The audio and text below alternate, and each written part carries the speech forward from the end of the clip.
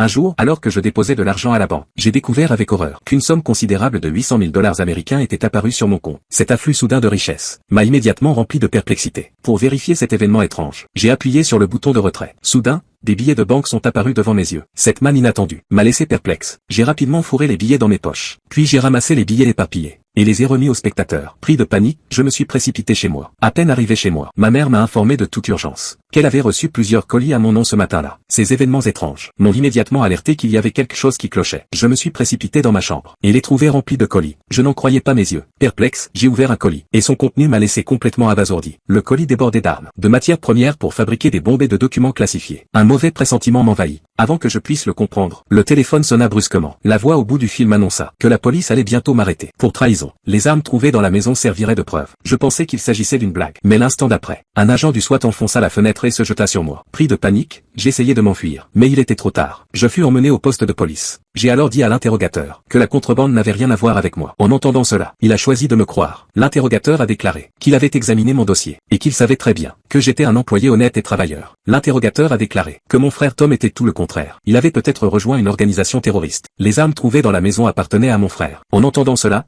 j'ai ri. Je n'arrivais pas à y croire. Je me suis souvenu que je venais d'assister aux funérailles de mon frère. Il était mort dans un accident quelques jours auparavant. Cette tournure soudaine et bizarre des événements m'a laissé complètement stupéfait. Soudain, le personnage mystérieux m'a interpellé. Il m'a ordonné de m'allonger à plat ventre sur le sol. Avant que je puisse réagir, un incident terrifiant s'est produit.